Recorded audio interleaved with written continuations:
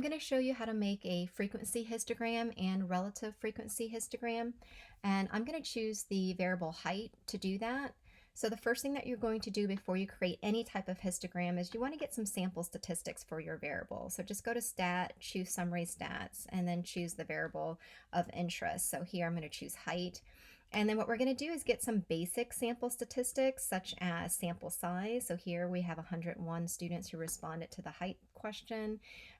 So based on this sample, the minimum height was 58, maximum height is 76. This information is going to help me calculate the range. So 58 minus 70 or 76 minus 58 is a range of 18 inches. My sample size is 101, so maybe I'm thinking 8 or 9 classes would make sense for this sample. So with a number of class of 8 or 9 and a range of 18, this means my class width is going to be about 2 or 2.5 inches. So how you determine the number of classes and the class width, it's just going to depend on the data. So you really have to just take a look at the data, analyze the sample size, and then calculate the range to figure that out. So it's going to be different for each type of data. Okay, so once I've got that determined, then I'm ready to create my histogram. So let's go to Graph, choose Histogram, again, choose the correct variable.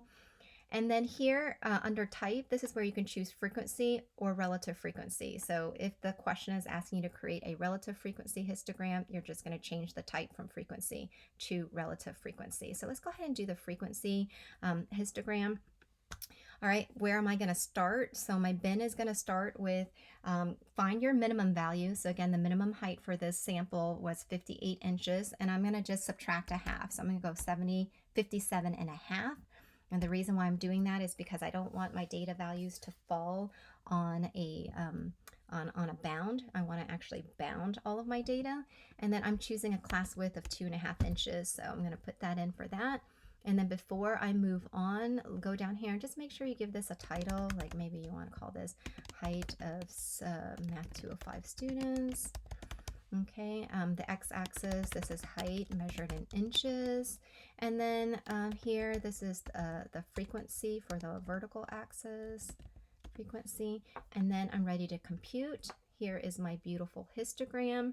You can see, double check, make sure you have a title.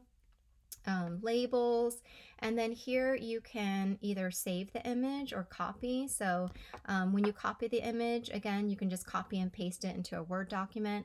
I recommend that maybe you might want to save the image so that this way, if your group decides to present your final project as a video, or maybe you want to create a PowerPoint presentation, then you've got those images saved. Or again, you can literally just copy and paste it into Word, and then from there you can copy and paste it again into PowerPoint, whatever you decide to do.